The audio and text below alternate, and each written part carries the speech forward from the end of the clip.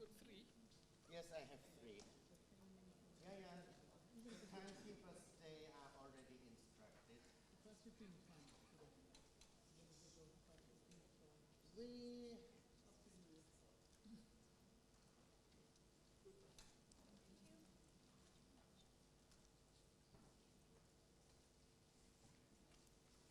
Okay, good afternoon.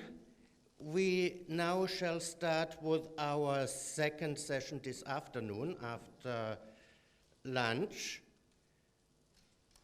The title of this session is Fiji Humanitarian Responses. We shall have three presentations. The first from Tamili and her team about the remote Fijian communities and their potentials and capacities to build back safer.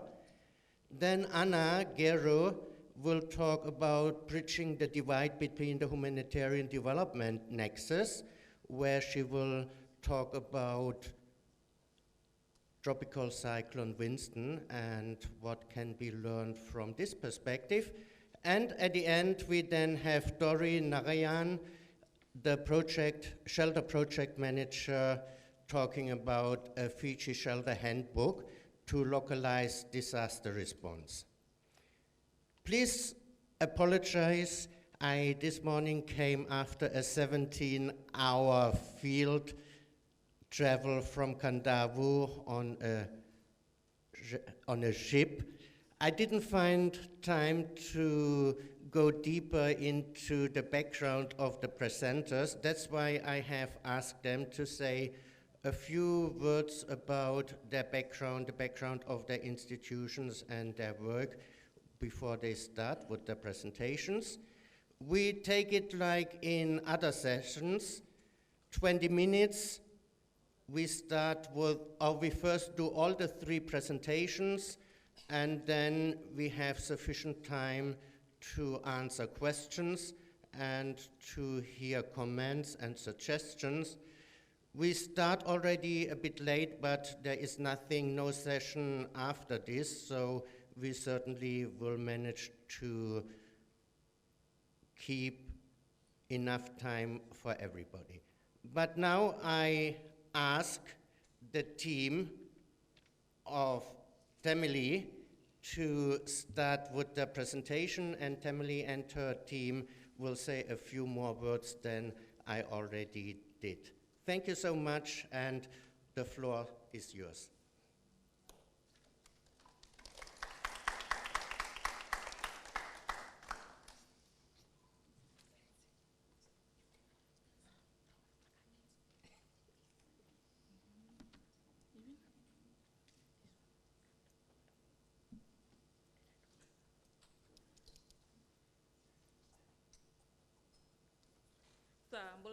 And good afternoon, ladies and gentlemen.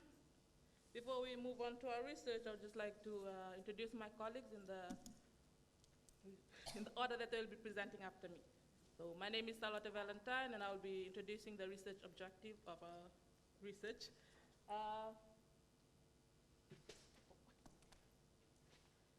Ms. Areta Tupo will be discussing on the methodology of our research, followed by Ms. Naroni Wanga, who will be presenting on the preliminary findings, and discussing the way forward will be Mrs. Losevati Karvaki. Any questions asked after will be answered by Ms. Tamli Baker. Tamli. Okay. We would like to take this time to acknowledge following organizations and individuals for assisting us in our research. The New Zealand Ministry of Foreign Affairs and Trade for funding this project, Habitat for Humanity New Zealand, our contracting partner, Provincial Office of Neitasiri, Lau, Lamaiviti, and Kandavu for their assistance, the Turanganikoros and the communities that we visited for their hospitality, and Habitat for Humanity Fiji, the shelter program, and the Partnership for International Development, or the PIFID project, for their continuous support, especially to our two senior carpenters who's joining us today. Naka.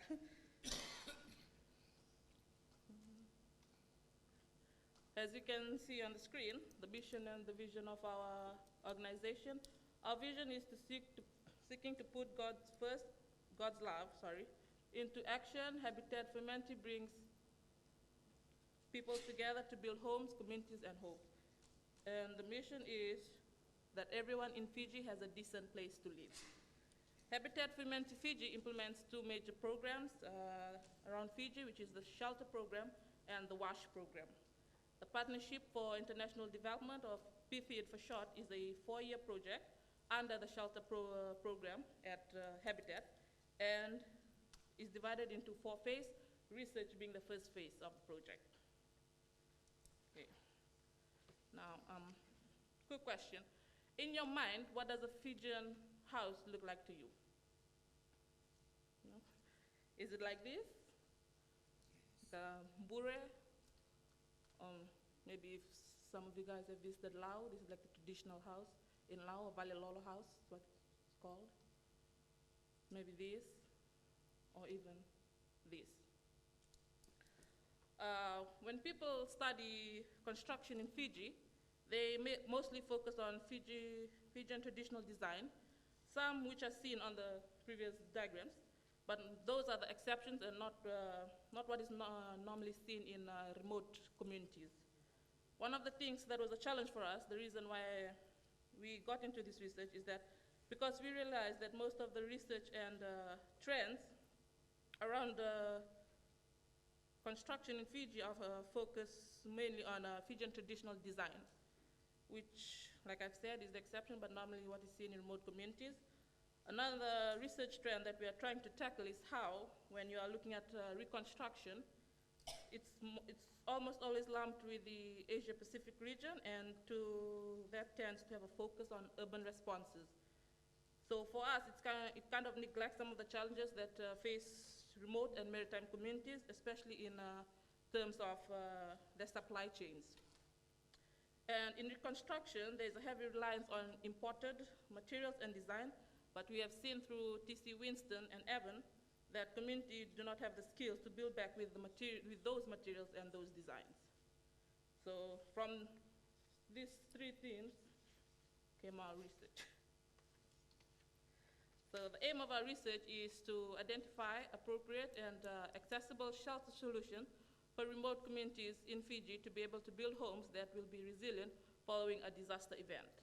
Our objectives are to identify the supply chains for major building components and to identify innovative and accessible ways in which conventional structural principles can be integrated with vernacular design. We based our research on the term remoteness. This term is then divided into 3 categories, technical, geographical, and economical. Technical, this relates to the knowledge and skills of the community members. A few of the communities that we visited had the construction materials, but lacked the carpentry skills to construct an adequate, accessible shelter. Second definition of remote is the geographical remoteness. This looks at the geographical location of the communities, that is the distance of the community from major cities and towns. And the last definition of remoteness looks at economical remoteness, that is community members have the skills and knowledge, but lack the funds to purchase the construction materials or pay for construction labor. Just like the 3 categories of remoteness we discussed, we have also tried to define what a Fijian house design currently in place looks like.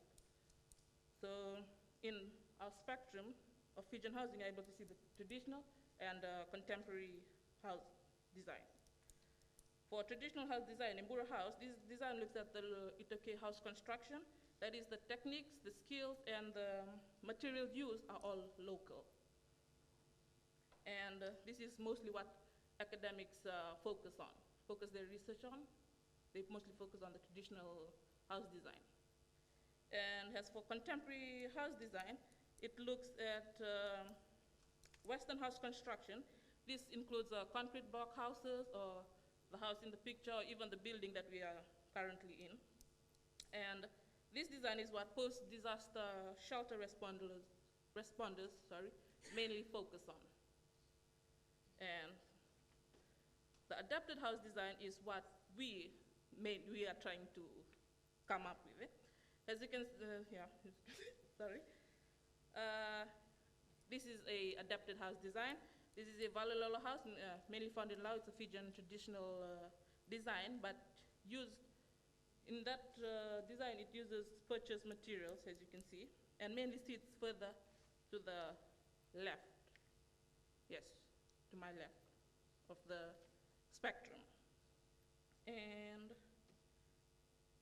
for this design, one of the adapted house design, it's a contemporary Western house design, but has local skills and techniques.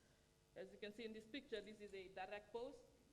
This technique is mostly found in bures. If you've gone inside a bure, there's like a main post in the middle of the house. So modern design, but has local skills. And so for us, we are mostly focusing on the adapted house design and how we can incorporate traditional and contemporary to build resilience in the shelter construction in remote communities. They might be clear on that. And Naka shall now invite Ms. Tupo to talk on the methodology.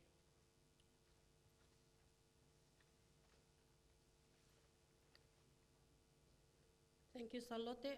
Bulabanak everyone, my name is Arieta Tupo and I'm from Tabeuni, and I'll be talking more on our research methodology. For our research methodology, the outlines are as follows: elaborating on literature review, we'll be discussing more on a site visit, primary data collection, data and data analysis. All these were tackled through teamwork, including a research coordinator, 4 researchers, and 2 senior carpenters.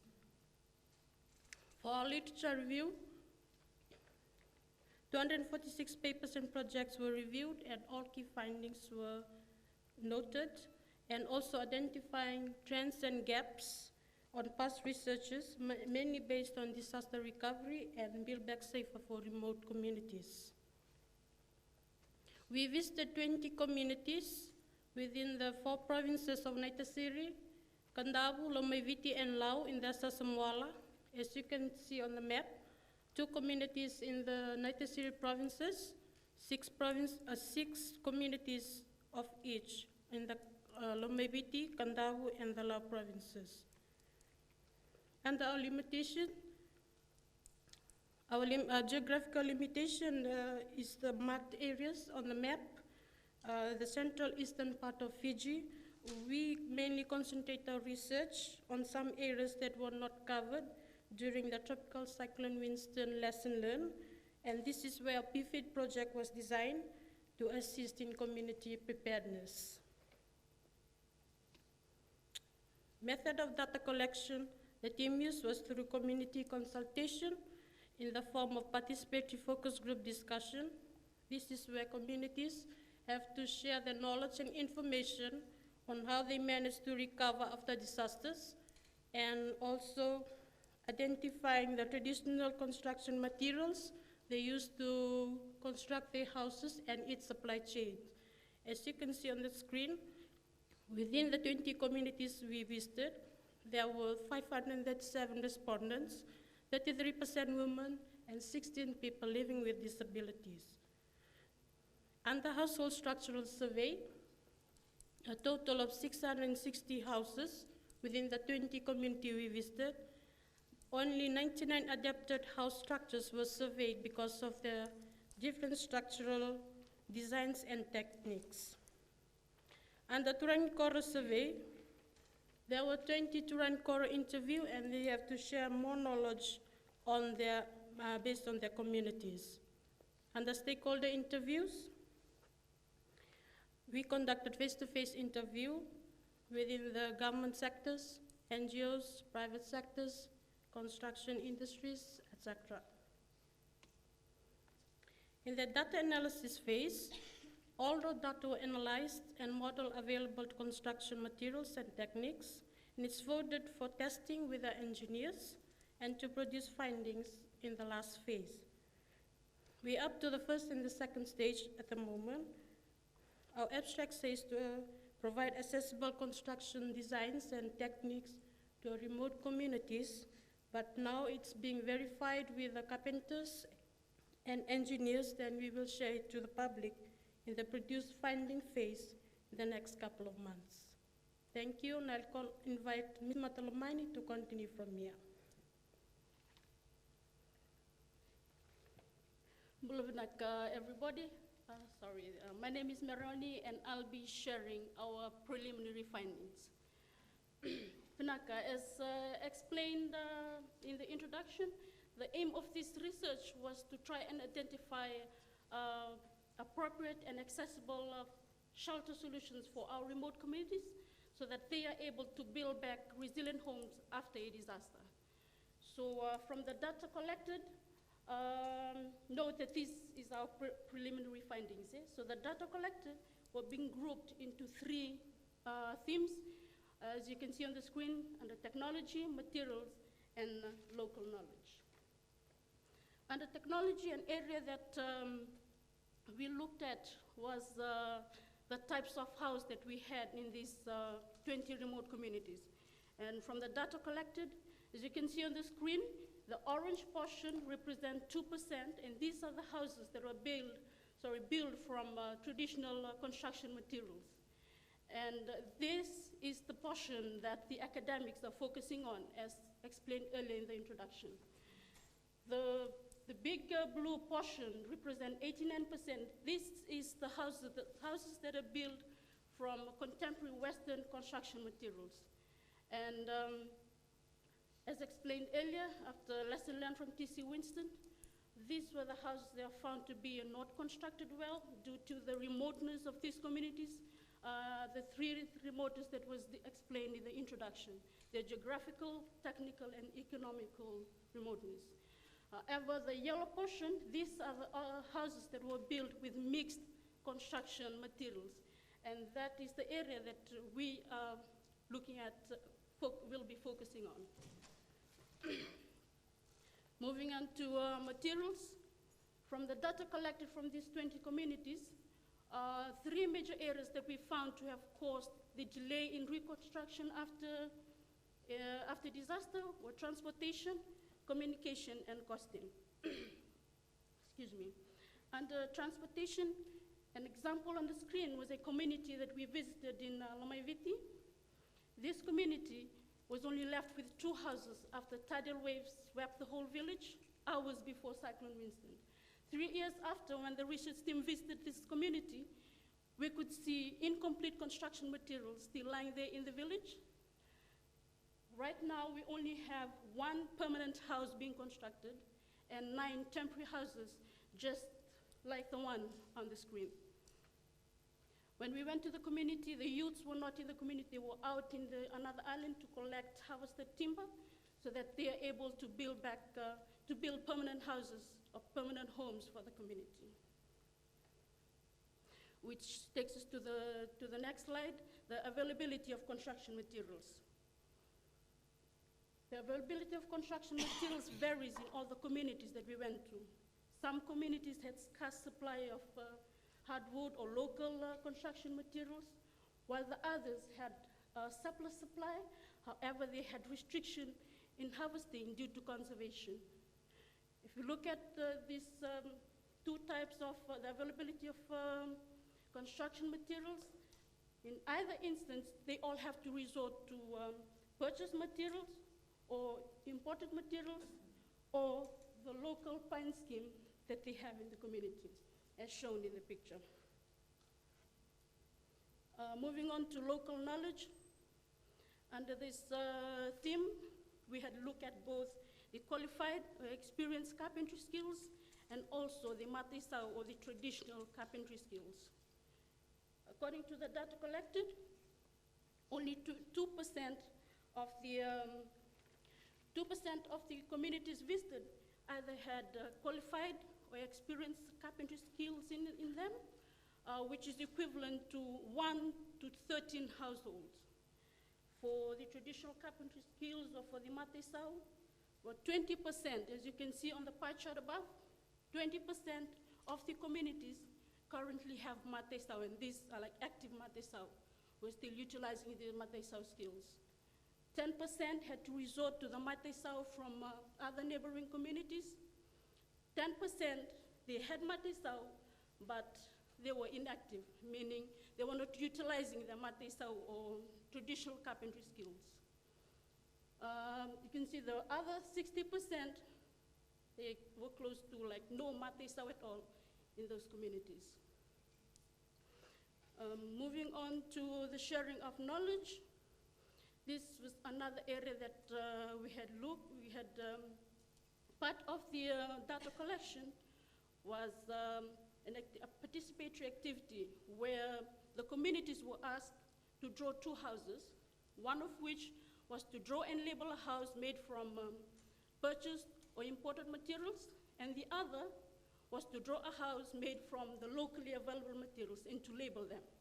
In this activity, we observed that the village elders seemed to understand what to do, and they were able to do the activity straight away, whereas the youths and the women, they had to be assisted by the village elders in this activity. As you can see on the on the left of the screen, the knowledge in traditional skills in various communities, it varies. This was the picture drawn by a youth in Lomaiviti who happened to have a vast skills and knowledge in traditional carpentry, and he also happened to work in the pine scheme that they had in the community. So he was able to do this drawing on his own, and he was able to help the other youths who had needed assistance in this activity. Now this is this is our preliminary findings, and may I call upon Laucala to continue with the way forward. Thank you.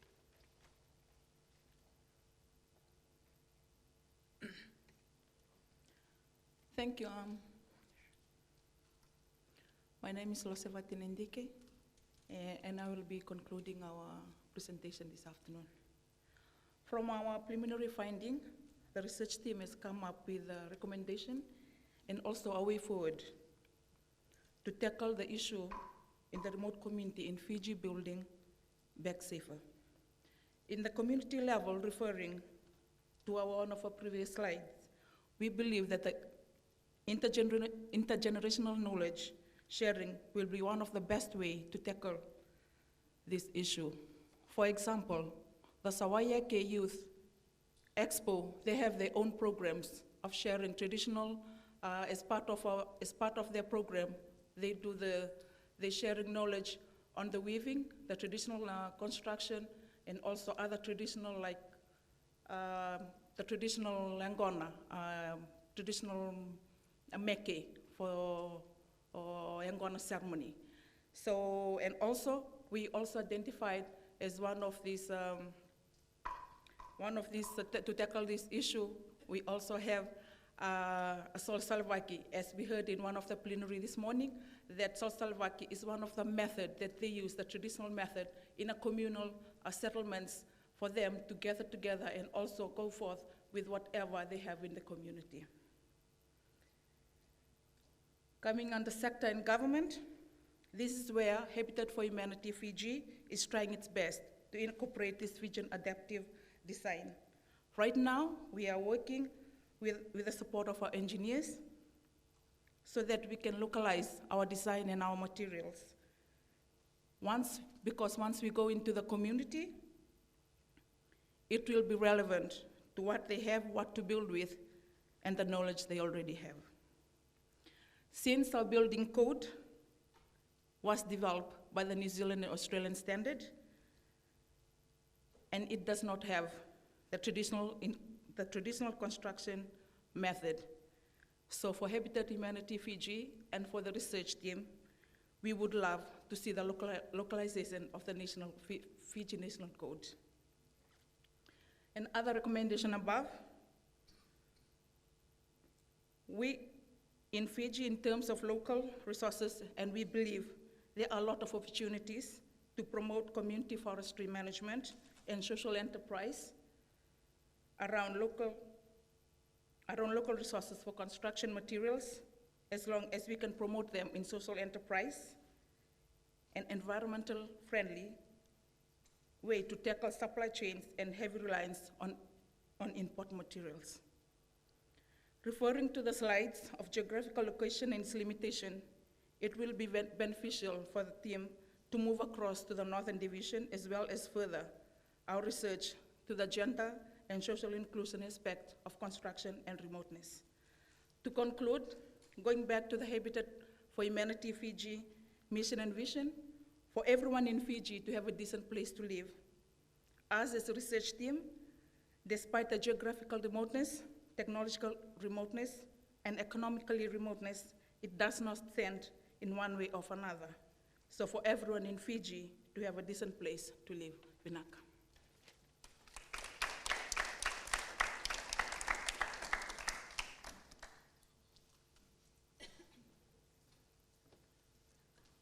Thank you very much. When I think about myself, I think I'm surrounded by carpenters, my father, my brother-in-law, my sister's father, also from my wife's side, her father and a couple of brothers.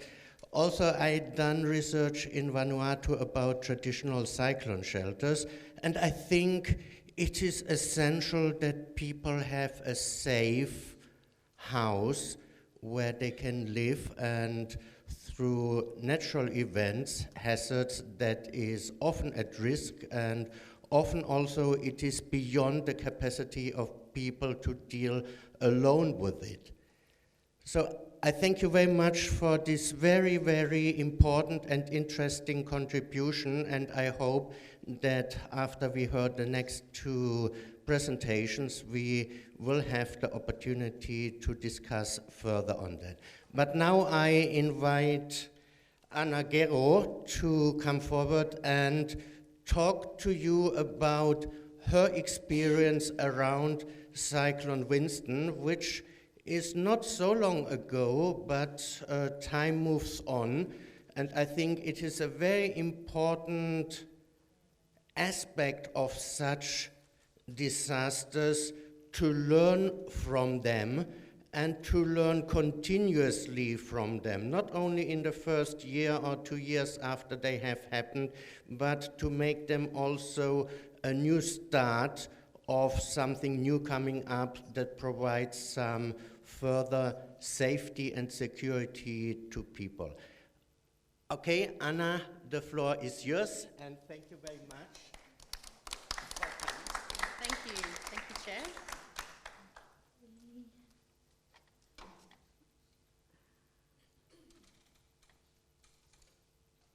Okay, thank you everyone for sticking around for the last session. My name's Ana Guerro. I'm a researcher from the Institute for Sustainable Futures. I've got some nice handouts here around our research as well as our institute that I'm not too keen on taking home with me, so please come see me afterwards. Our institute, the international development team within our institute, does a lot of research in partnership with NGOs and DFAT and governments around Asia and the Pacific on issues like climate change, disaster risk reduction, WASH, gender, and social inclusion issues. And today I'll be presenting on some research, as Eberhard said, around TC Winston. I'd just like to acknowledge my colleague, Dr. Karen Winterford, who's not able to be here today, and also Ruth Atu from Fiji's Western Division Government, who was really crucial for this research. So this is what I'll be presenting on today. I don't need to dwell too much on that. I'll just skip straight through to the research context. Now, bridging the divide between humanitarian and development sectors has been a goal of key actors across both domains for decades. There's a recognition that both sectors seek to improve the conditions for people in need, but they operate through really different environments in terms of policy, stakeholder groups, budgets, terminology, timescales, and policies and practice. So linking humanitarian response with development is referred to as the humanitarian development nexus, and it's that sweet spot that addresses the needs of both sectors. It's a key agenda driven by multiple factors, which I'll describe in the next slide. But in practice, what this means, what the nexus means, is two things. Firstly, it means meeting the needs of people during humanitarian crises, whilst concurrently reducing the underlying risks and inequalities. And on the development side, it means ensuring development practices and activities do not enhance vulnerability and exposure, and therefore disaster risk. We heard yesterday in one of the sessions this term, the resilience dividend, and I think the nexus refers to this resilience dividends as it's the net benefits gained by investing in resilience building.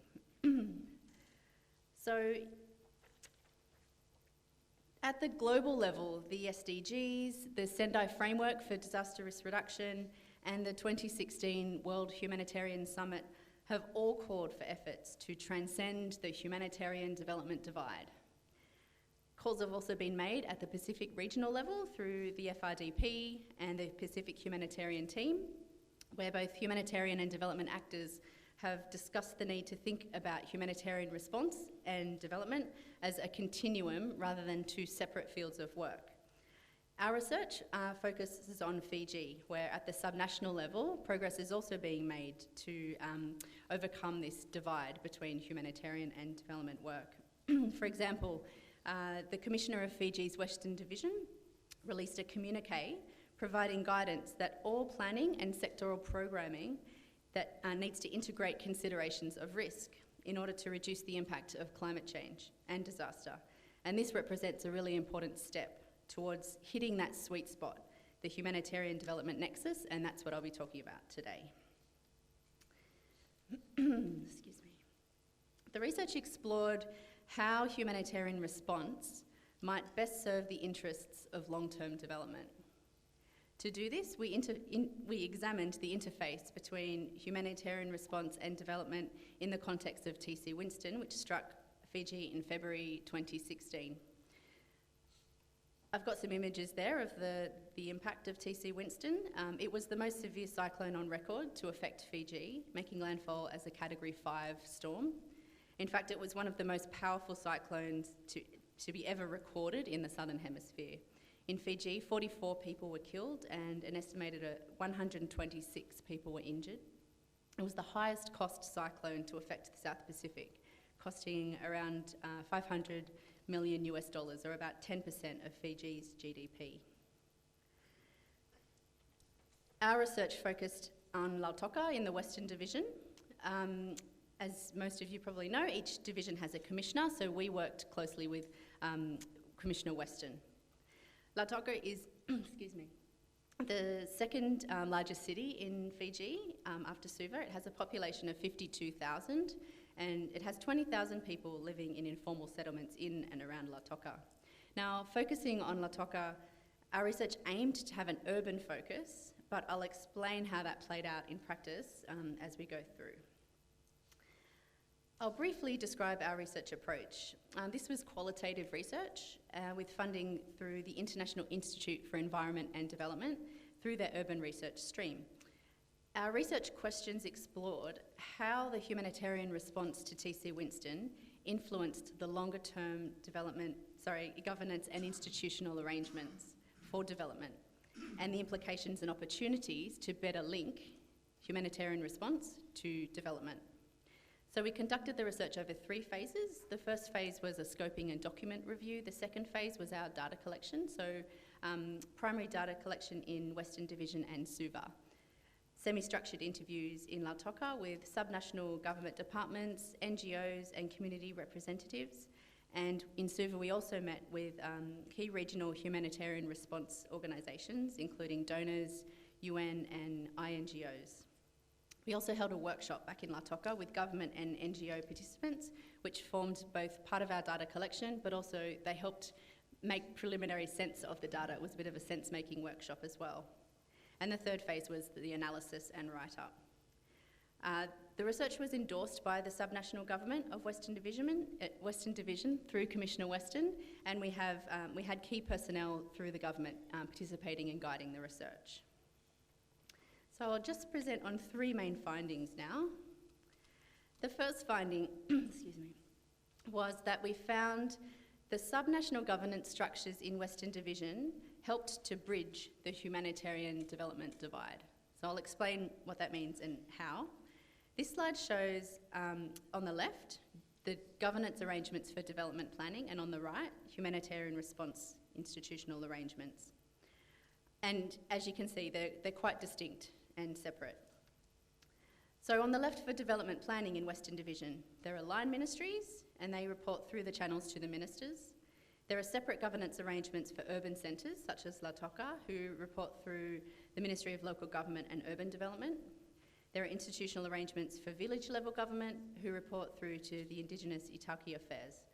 On the right, we can see the arrangements for disaster response. We have the NDMO, the National Disaster Management Office, the cluster system, which is an emerging national approach, the National Humanitarian Policy, and the National Disaster Risk Management Arrangements. And then for large events, there's the Fiji military and the numerous external actors who also play roles. During disaster response, the National Disaster Management Act delegates authority from the NDMO at the national level to coordinate the response at the divisional level through the divisional commissioners. So the commissioner in the Western Division was vested with the authority for the TC Winston disaster response. And in practice, what this meant was that line ministry administration, urban centre governance, and subnational and village level governance, that is, all divisional level staff, all reported to Commissioner Weston. So it was that direct line. He was in charge of everything that was going on at the subnational level. As a result of these governance arrangements during a disaster, we found that during the TC Winston response at the local level in Western Division, it was the same people on the ground that were involved in the response efforts as those that were involved in development planning outside of the time of the disaster. It was just that instead of reporting through their line ministries or the Ministry of Local Government, they instead reported to the National Disaster Management Office through Commissioner Weston.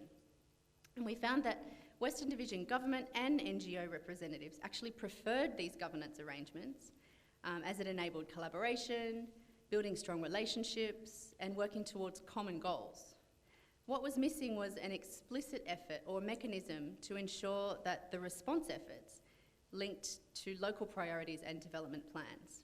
Additionally, participants recognised the potential benefits of working together before and well after disasters such as TC Winston. These gaps were identified by Western Division participants in the research, as illustrated in the quotes shown here. One NGO representative noted that we need to have more work together to not only link at the same time of the disaster, but also before and after the disaster. It's better to have us meet monthly and quarterly. A government representative noted there needs to be a divisional vision in place and clearly communicated. There needs to be regular meetings and communications. Another noted, it's unfortunate we try and fix the here and now. We forget the long term and the perspective of the future. Despite these gaps, the governance arrangements during the response still provided the means to support the humanitarian development nexus. Further support could be provided in terms of greater attention paid to long-term development goals during the response without compromising the immediate needs at the time of the response. Improved coordination within the context of the governance arrangements I provided earlier outside of the disaster times could also support the nexus. The second finding I'd like to present today is around localisation. So the previous findings highlighted how Fiji's disaster response mechanisms deliberately enable local leadership, which is obviously core to the localisation agenda within the humanitarian and development response. Localisation, through Commissioner Weston's leadership, allowed for a bridging of the humanitarian development divide. And this had two benefits. During the TC Winston response, Western Division staff understood and appreciated the development needs and the priorities in the communities in which they were providing emergency relief because they were working with them before. And outside of the TC Winston response, integrating risk into development planning through that communique that I mentioned earlier, it was something that many of the staff in Western Division could speak with confidence and experience about. They could describe numerous examples of how they integrated risk into their work through environmental impact assessments, risk screening tools, agricultural practices that incorporate risk management, and through implementing risk response training for village communities.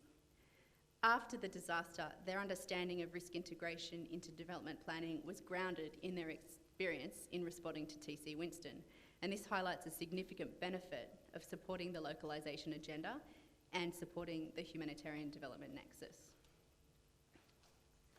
And the last finding I'd like to talk about is around the urban policy lag. It's been talked about already during the Pacific Update, during different sessions. And so I'll just describe our sort of experience in this issue. So I mentioned at the beginning that our research questions sought to focus on the urban dimensions. The interview responses and also the documentation that we gathered tended to address rural situations.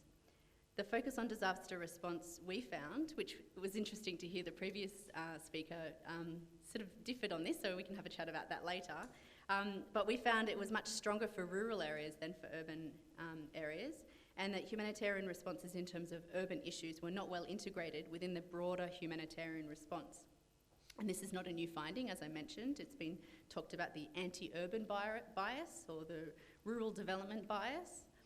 But it's indicative of how policies for addressing urban issues do lag behind those for rural development in the Pacific region and beyond, and elsewhere too. It's been reported in the Caribbean, this notion of the anti-urban bias amongst governments, where a lower priority is placed on developing appropriate urban policies or appropriately resourcing urban administrations.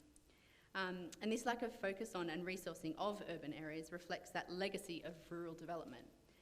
And the corresponding governance arrangements that haven't yet caught up. And potentially an underappreciation of the potential value of the urban economy. So this finding therefore represents an opportunity to better understand and plan for urban development and disaster response, given the significant trends of urbanisation in the Pacific and beyond.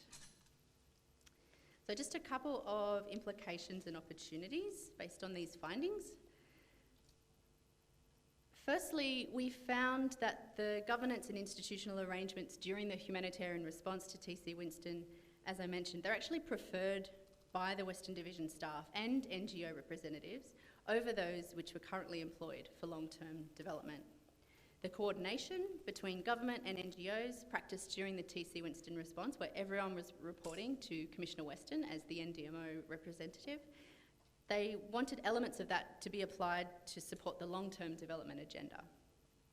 Coordination during the response was not just appreciated in terms of an overarching framework or planning document, but also just in relation to the practice of stronger working relationships between NGOs and government. During our workshop, we found that the participants were really pleased to all come together and to discuss these issues. It happens during times of disaster, but they didn't have those types of opportunities during their day-to-day development work outside of disaster response. And just revisiting this diagram from earlier, in terms of the development side of things, our research and that of supporting literature found that development needs to take a risk-based decision-making approach. So what does this mean? Well, it means having risk-informed development plans. So really thinking about building in considerations of risk in terms of climate change and disaster risk into development plans, and to have these plans readily available and accessible, and that they summarise key priorities such that they can be drawn upon in times of disaster. Building in climate change considerations into development planning is obviously related to that, and a multi-hazard approach, natural man-made hazards across multiple sectors. It's also important to think about complex and emerging risks and trends such as urbanisation, and to also appreciate trade-offs and to consider these trade-offs for different stakeholder groups. It also means communicating lessons, and what this means is being transparent and communicating lessons around risk-informed development as much as possible, such that they can be factored into the humanitarian response and built into all stakeholders' approach to disaster response. And this approach needs to be appreciated and adhered to across all stakeholder groups. And on the humanitarian response side,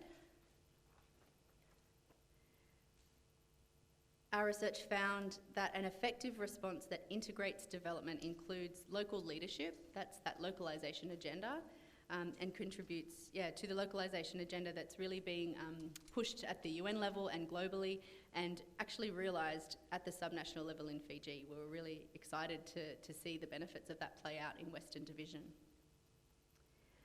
Humanitarian response needs to link to risk-informed development plans, and what this means is those risk-informed development plans need to be readily available, as I mentioned in the previous slide, to key stakeholders during the response, such that priorities for development are factored into the response.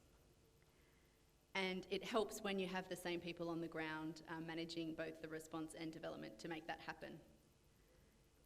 Principles of risk integration also need to feed into this process, and also being built on pre-existing relationships between government and non-government, and supported by other actors as well, donors and international NGOs. Okay, so just to summarise, our research found that in Western Division, the TC Winston response provided a really neat example of that sweet spot, bridging the humanitarian development divide, and given it was the same people responding on the ground to the cyclone as it was who undertook development planning. These people were well aware of and experienced in integrating risk into development planning, which was of huge benefit to the response. And this shows that there's a pre-existing platform for developing a coordinated response into recovery and into development, so that nexus. The research also uncovered an urban policy lag, and reforms are needed to support the humanitarian development nexus in urban settings, such that institutions support both response and development in those urbanising settings. And lastly, results have implications for supporting resilience in fast-growing cities in the Pacific and elsewhere, and thinking about climate change impacts. So this requires policy support to long-term development needs. That's it from me today. As I mentioned, I've got some handouts, so I'd be happy to pass them around and look forward to your questions. Thank you.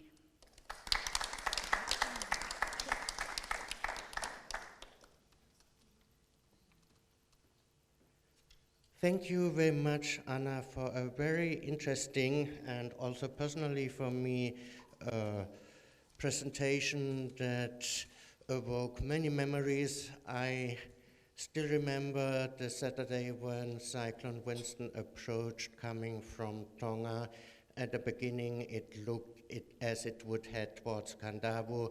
A few hours later, it comes directly to Suva, and finally some 150 kilometers north of Suva. But if it would have hit Suva directly, then the 45 people who died in the event would have not been enough. So I think to bring in this urban perspective, it is essential, not that this then should again lead to an urban bias, forgetting about the others. That, of course, is not meant by that. It's also interesting by the Fiji relocation plans for places that are exposed to climate change. These plans, these guidelines are only for rural communities, for the informal settlements here in Fiji. For example, Waindongo and Nanuku should be resettled in the next few months, but not according to these guidelines, but through a very different process. And I think there also the issue of tenure, of ownership, who has control over the land, plays a very important role. So thank you again for your very inspiring presentation, and now we come to the last presentation. Doreen Narayan, she will talk about the Fiji Shelter Handbook in support to improve resilience to communities in Fiji. Doreen, the floor is yours.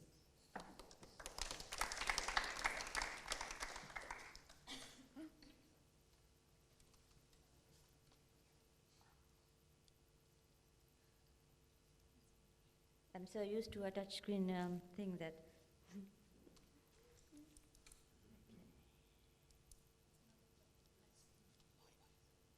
Is it, it's part of the one main presentation? No? Oh, okay. Good afternoon in Bulavinaka. Thank you. I know I'm the last presenter, and I'll try not to take much of your time and be very quick. Yeah. Just maximize it. Okay, thank you very much. So I'm just going to talk briefly about Fiji Shelter Handbook, Inclusive and Accessible Shelter Planning for Fijian Communities. Just one question before I begin. How many of you have heard about this initiative? If you have, just raise your hands up. If you haven't, it's okay. Thank you. All right. So this is actually an output and product of Shelter Cluster Fiji. It's the first of its kind country-specific tool, we would like to call it, designed for the shelter sector and focuses on coordination and response for the shelter sector as a whole. And it has been very proudly supported by the DFAT's Australian Humanitarian Partnership, which is the new disaster-ready approach for the Pacific. And the overarching aim of this program is strengthening local humanitarian capability and preparedness in Fiji so that communities are better able to respond to and recover from disasters. And I earlier on mentioned the handbook is a product of Shelter Cluster Fiji. Just for your information, Shelter Cluster lead in Fiji is the Ministry of Housing and Community Development, and it has two co-leads, which are Habitat for Humanity Fiji and IFRC.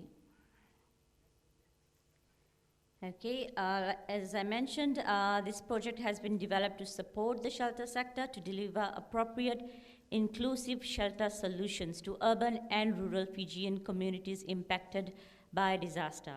So when we are looking at community, we are looking at communities as a whole, remote and urban ones as well. And why the need for this shelter handbook? Most of the people ask us this question. Now, one of the challenges of the shelter sector in the past faced is, and we had good lessons learned from T.C. Winston as well, was the timely deployment into relief and the transition from early recovery to lasting resilience, right? So after a disaster situation, the whole situation is quite chaotic, as you can imagine. It takes a lot of time to do shelter planning. It takes a lot of time to develop the interventions and get those sector-wide and government endorsement to be able to deliver your intervention.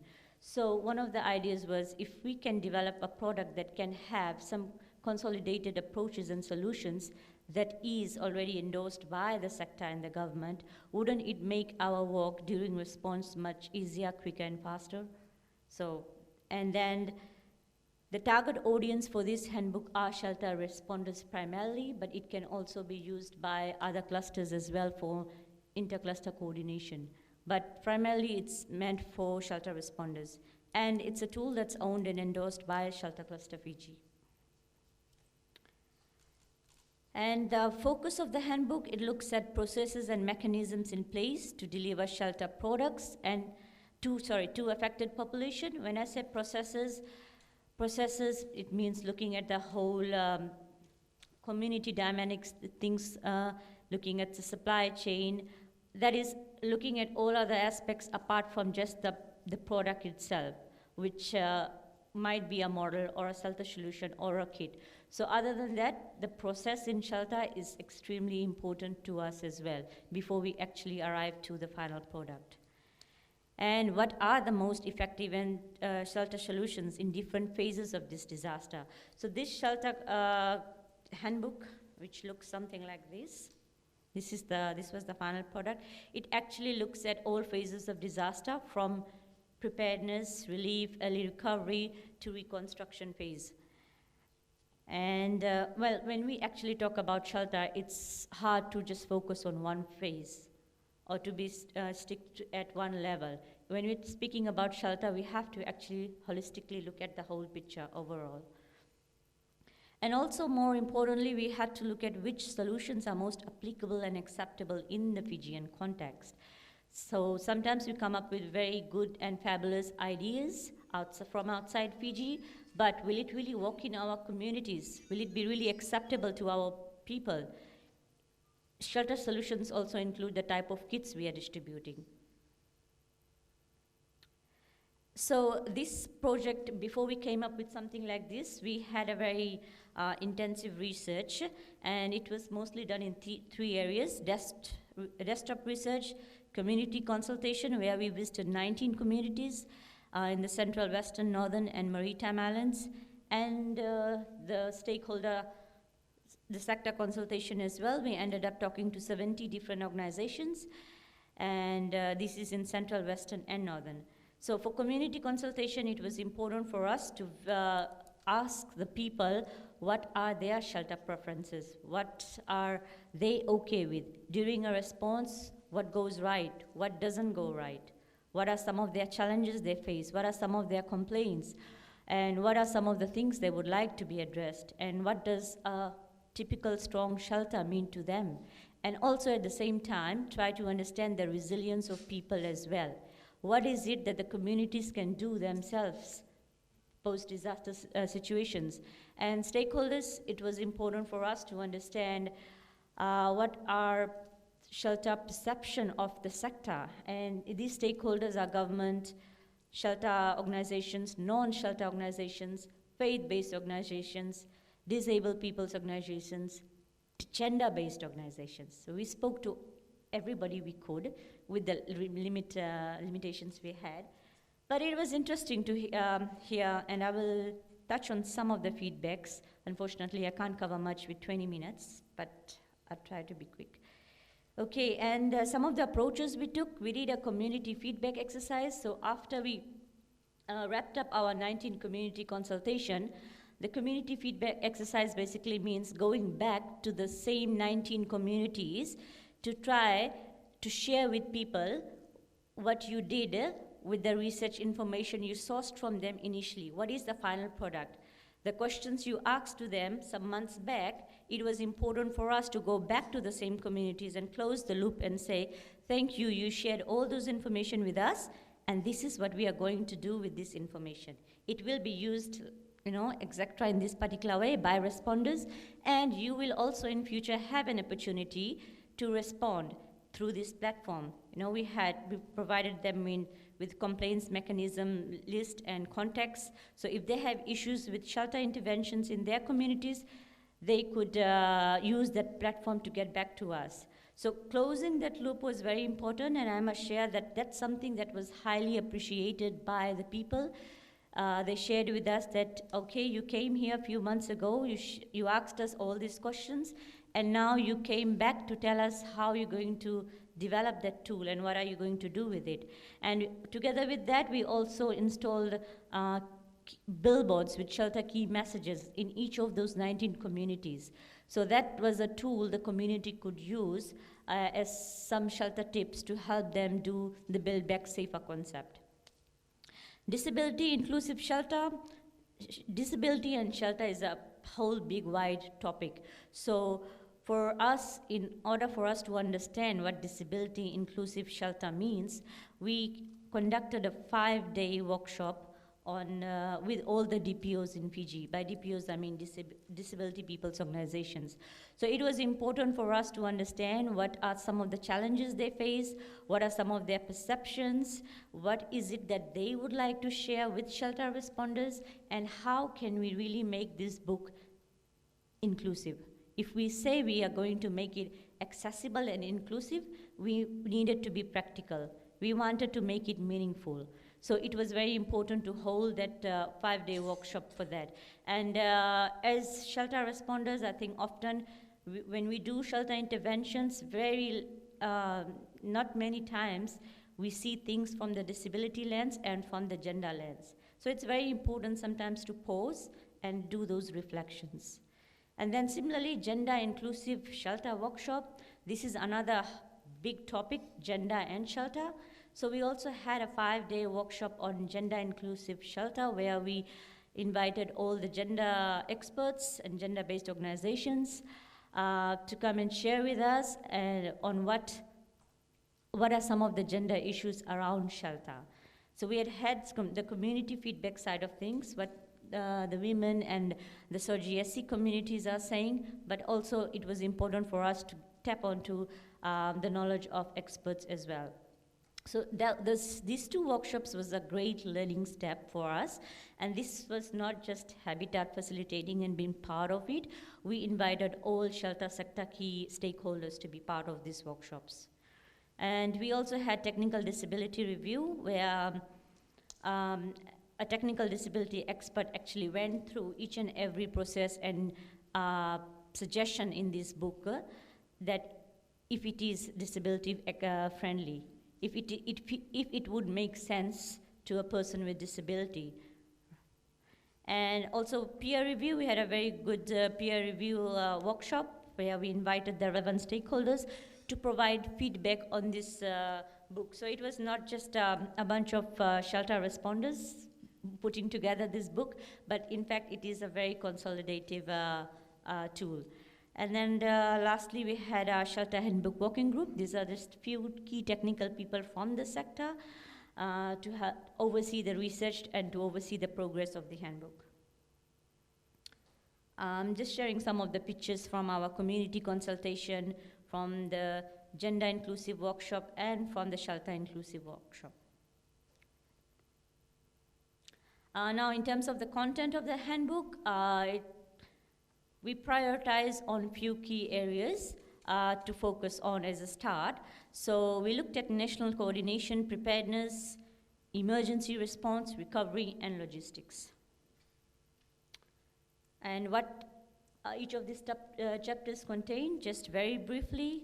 In national coordination, we look at obviously the disaster management structure in the country, the declaration process, how the national coordination flows, and also who are shelter responders in Fiji. And if I'm coming from overseas, Australia or New Zealand or America, and I'm a shelter responder, who are the local partners I can work with? Who are some of the implementing agencies I can work together with?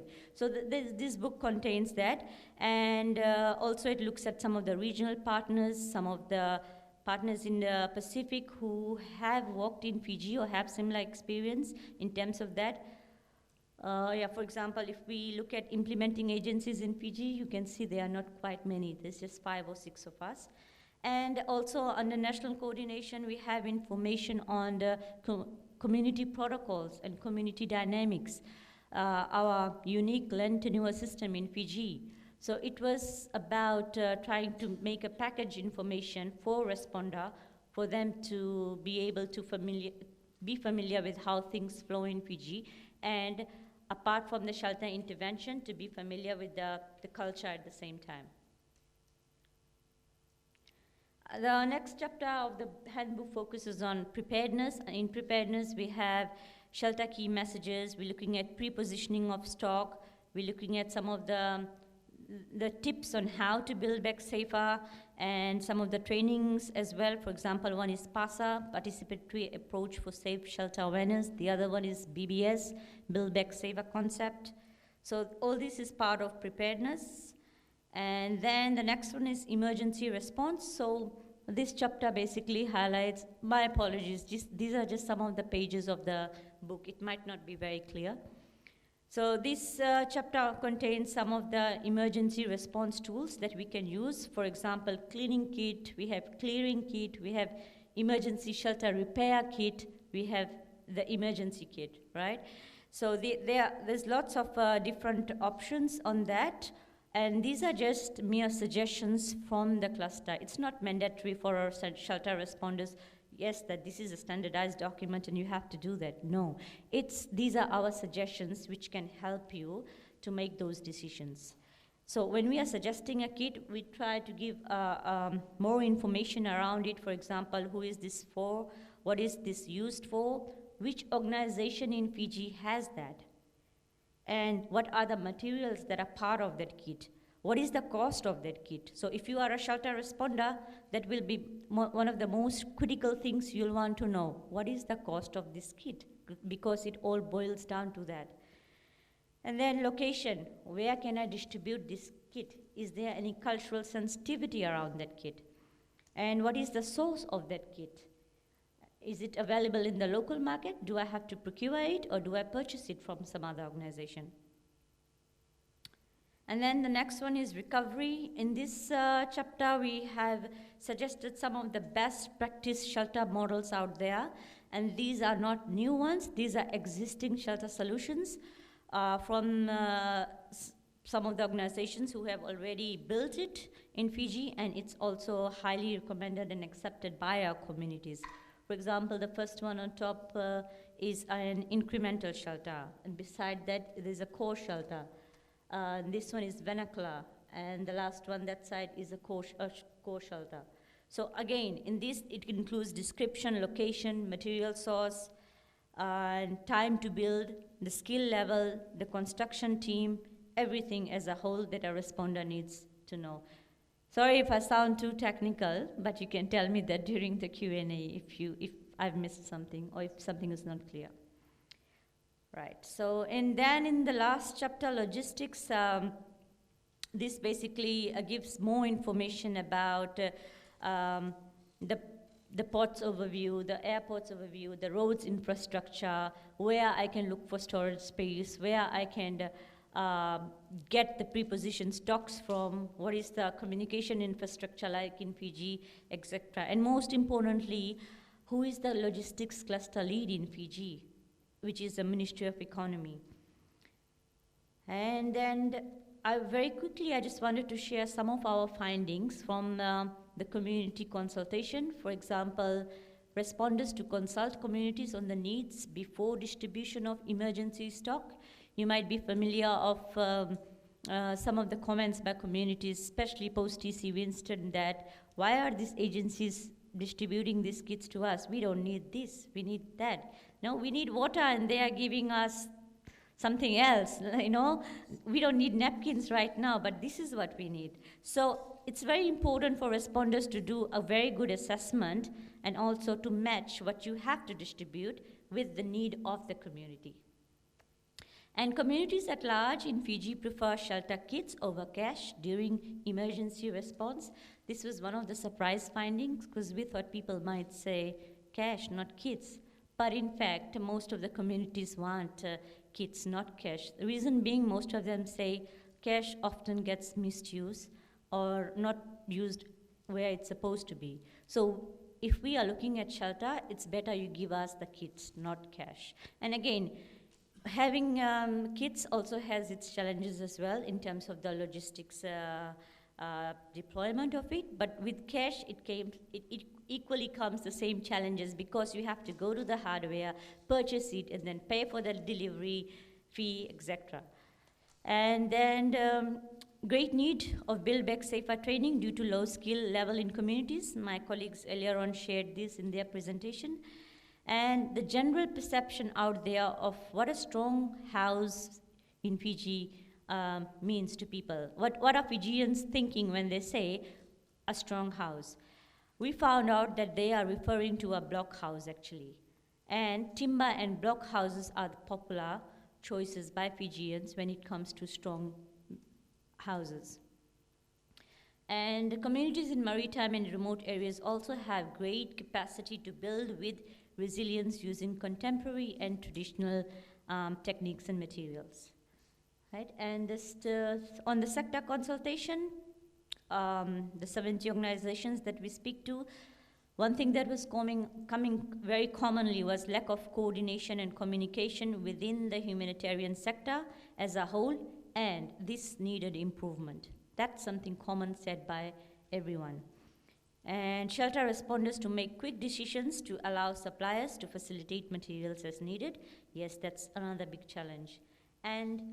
But positively, everybody is willing to work together in disaster preparedness or response. That was very positive to note. Okay, with the disability, I think it's a bit too much, but I'll just try to touch on the first one.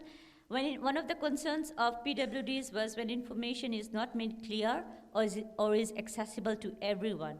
And it's very difficult for a person with disability to understand when we give out early warnings. When you say a cyclone is coming, a category 5 is coming, a person who is visually impaired or a person who has hearing disability, how will he or she understand what does your early warning mean? The impact or the severity of the disaster, how will they understand what does it mean? That was something they highlighted in the workshop to us. You guys go, no, all da-da-da-da with this means that, move, all this, but nobody actually slows down to tell us what it really means.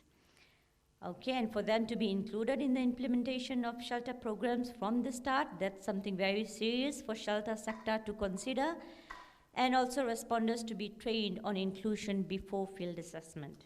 For gender inclusive dialogues, again, ensure that they are part of, ensure assessment distribution teams are gender balanced. Sometimes we send out distribution teams, it's all male teams.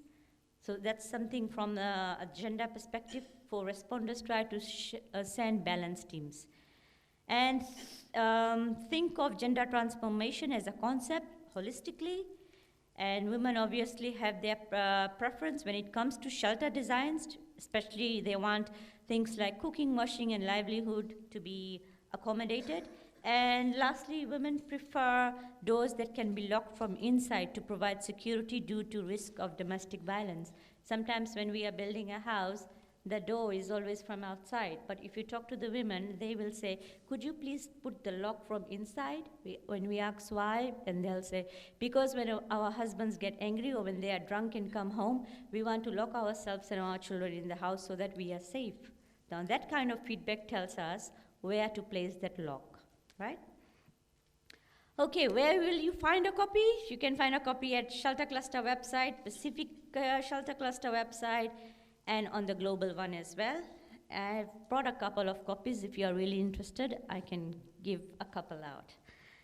And yeah, that brings to end of my conversation, my presentation. And just one thing I'd like to say is all the challenges in a humanitarian sector when it comes to shelter, this handbook does not answers all those questions. This is the start of a tool, and it's supposed to be a living document that we would like to update at least annually to make it better. But this is just the start of it. Vinaka.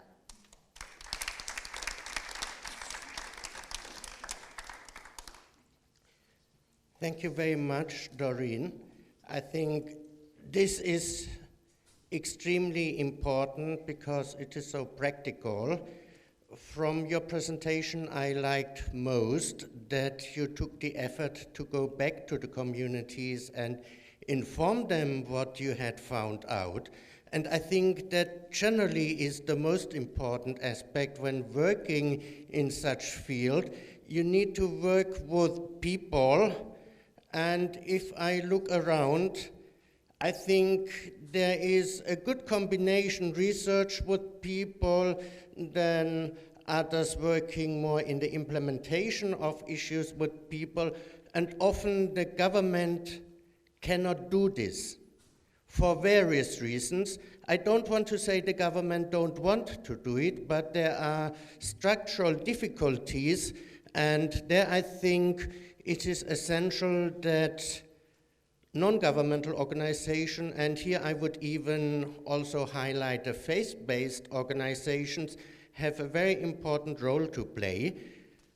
I leave it with that, and I ask now the presenters to come forward, and I open up the floor for those who want to ask questions or to give comments on the three presentations we just heard in the last 1.5 hours.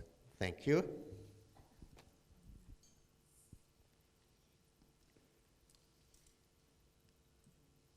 Anybody? Yes, over there.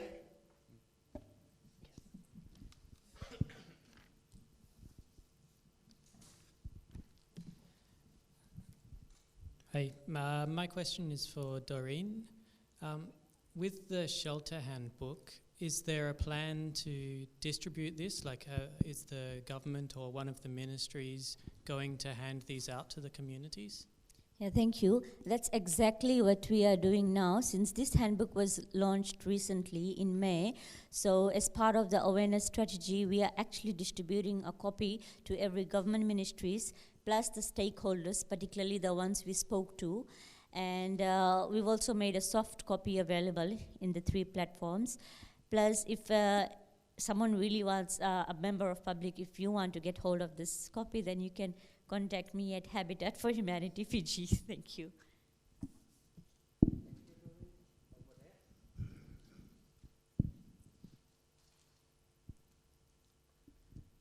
Thank you for the wonderful presentations. I have a question actually for all 3 presentations. And it starts off from the first group that presented.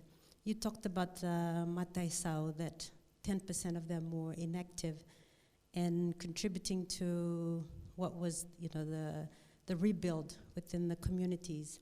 I just remembered a story about the development that happened in Lau as part of a research that I'd done about the villages had new houses that was built as part of the donor aid that was given to the village, and they had used the materials that were, foreign materials to build the house that we're all talking about.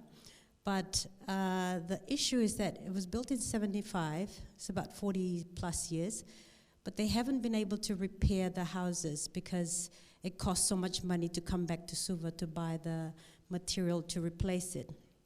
So the other thing that the elders talked about in the village, that they've lost that skill that the Mataisao could give down to the young people within the village. So I did wonder, in Doreen's presentation and Anna, if in your risk-informed development plans, if there could be a mention about looking at what is at risk in terms of culture when we're trying to build the houses that could be suitable in this rural environment. That's one. And for Doreen, in your handbook, could it also include, in that part about coordination, national coordination, could it also include talking to the people within the rural communities about the roles of the Mataisao and how they could help with the rebuilding project? Naka.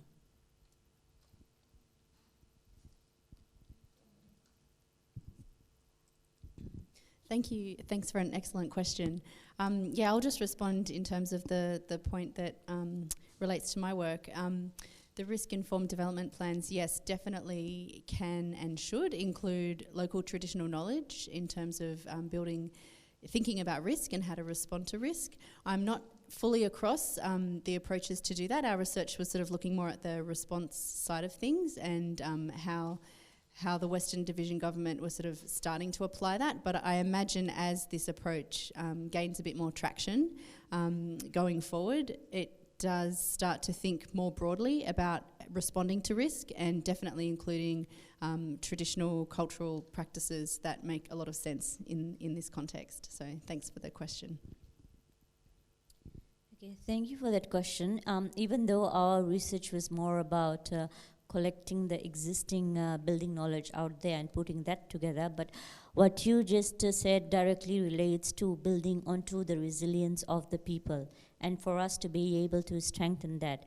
So I think Tamile's research is more into that, but again, for incorporating in the handbook is, yes, something to be considered.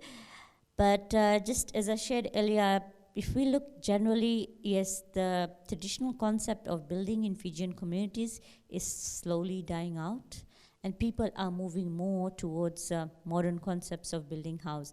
But then again, it becomes, in a way, our responsibility as well to be able to keep and build onto that resilience. So like I mentioned, we will be updating the current handbook. This is just the first edition with more in future, and that's something surely taken very positively. Pinaka. Thank you for your question. We should probably chat later because I think our team went to quite a few communities like that you just described. Our research project came after the consultation process that Doreen's group went along with, so this was one of the gaps that we identified that we wanted to look closer into, the prevalence of the Mataisao clan and the activeness within the remote communities. I think it's really important that when we talk about resilient housing and response, that we also talk about the concept of a resilient supply chain. Unfortunately, you know, as you can see, shelter response becoming more centralized as the government has gone over the years. I think there was some studies on Cyclone Bibi, and that was sort of the first time that the government really took a hold of implementing some reconstruction. And you can see that their responses in different provinces were quite varied. For example, in Kandavu, they implemented this house which came from prefabricated panels from New Zealand. And you can see now that in our research that came about, this was the predominant housing type in Kandavu. You can see that it's almost set a trend on what the types of houses that people preferred. You know, and that added to the decline in the traditional housing in Kandavu. Where in Lao, they sent some materials over, and the Mataisao or Lamaki clan over there, they started rebuilding with their traditional concept, that balai lolo that we saw at the beginning there, which is resilient, very strong house, but it's not captured in, you know, the Western scientific method. But it doesn't take away from how strong it is or how much it should be promoted in those communities. So you can definitely see that the response is directly related to whether or not a traditional method is I guess, promoted or discouraged, unfortunately, and it often doesn't take into account the supply chains. And in 40 years' time, can they rebuild or can they repair this home? So thank you so much for your points.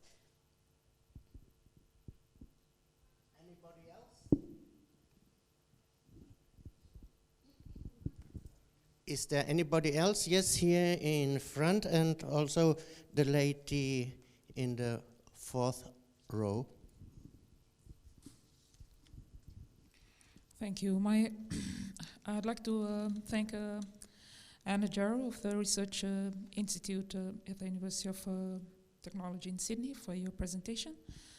I'm Nani Setora, by the way. I'm from the Western Division, and you focused your research on the Western Division, and when I was listening to your recommendations, you did not say much about logistics. When there's a natural disaster, a major part of rehabilitation and reconstruction is logistics, taking supplies all over the place, etc. So I was wondering whether you could elaborate on any recommendations that you probably have missed out on with regards to logistics, particularly when Fiji is geographically is divided into more than 300 islands linked by sea.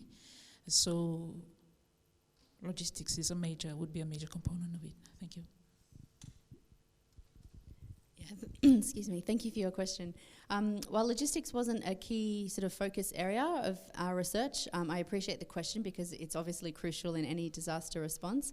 And what I would say is, in terms of the focus of our research, it's all about preparation and building relationships and understanding who you need to speak to and ensuring those communication channels are open and transparent and able to be shared with others. And so from the perspective of the research, and one of the key findings that I mentioned, that the responders to the research were also those who were most familiar with the communities through their community development work that went on prior to the disaster and after the recovery efforts had finished. Those lines of communication were already open and they understood the needs of the community, and that always helps with logistics because they'll understand the needs. So that's sort of all I can really comment on in terms of logistics, because as I mentioned, it wasn't a key focus of the research, but yeah, preparation is definitely a big part of it. Thanks. Thank you very much. Just let me check. Anybody else who want to comment, give questions?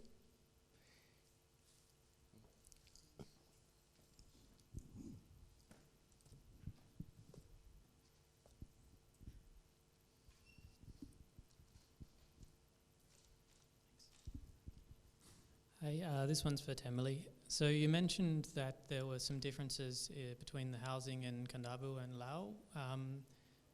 So what were the main differences that you found between the different groups, Lomaviti, Lao, Kandavu, and what were the commonalities between them?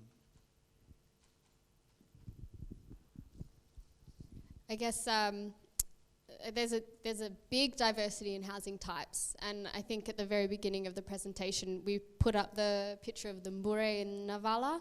That's, I guess, the postcard picture of Fiji houses, but that's, you know, special to Viti Levu. The Lau group has the Valilolo, but that has sort of adapted now to a lot of hipped roof houses, so steep roofs that have either rounded edges or they're hipped roofs. Kandavu are largely this contemporary house, and we could definitely see that in the statistics of housing types across the provinces. In central of Viti Levu, Naitasiri, you can find a lot of bamboo being used. In the Lau group again, and even in Lomai Viti, you see a lot of tambakau or what's the English word? The coconut palm leaves being weaved or thatched for the houses. So the housing types definitely vary depending on the local resources available. And then that was developed over thousands of years to the designs of the houses that are used today. But you can see that now these local resources are trying to be incorporated into these new housing designs. So it's quite interesting, the diversity of it. So it's difficult to say we would promote Vesi hardwood direct posts in all of the houses in Fiji, because it's not realistic, because you don't have Vesi growing in every province in Fiji or every island. So I think one strength of the research is that it has acknowledged the diversity of the provinces and of the communities. So there's a lot to learn.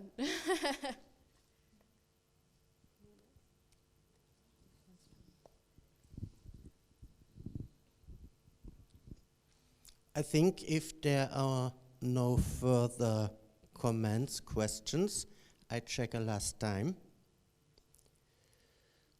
Then let me thank everybody. I think we had a very interesting afternoon session. I want to add two aspects that somehow connect to what was just asked and answered. A few months after Cyclone Pam, I came to Tanna in Vanuatu, and I realized the local houses, they were long rebuilt, but the modern houses with their corrugated iron sheets, they still didn't have roofs because the supply chain, the iron needed to come from Port Vila and probably from overseas, and that is a problem. This morning I returned from Kandavu, and in the village where we stayed, they had a huge saw to cut wood, and this is a mobile saw. That means you can bring it to the different tikinas wherever, or to the different villages. So I think there, growing pine also in Kandavu, they would have the facilities to get their construction materials. And I was surprised that they get it from Suva, and they cut their pines and send it to Laucala to then be exported to Japan for paper making. So there I think a lot can be still done to make it more local and locally supported supply chains. So I think here very practical solutions can be found, and like I earlier said, that required really the close cooperation with the people, and people, they know how things work, and to combine this with the academic knowledge like Anna, but also the knowledge and the effort of NGOs working in that field, I think that can help to get quite a leap forward. Again, thank you, and with this I close our session, and I hope that those who came from overseas have good travel home, and those who are from around Fiji, I think in different sections of the university, for example in geography where I come from, surely there is much scope to work together, and I'm looking forward to that. Thank you so much.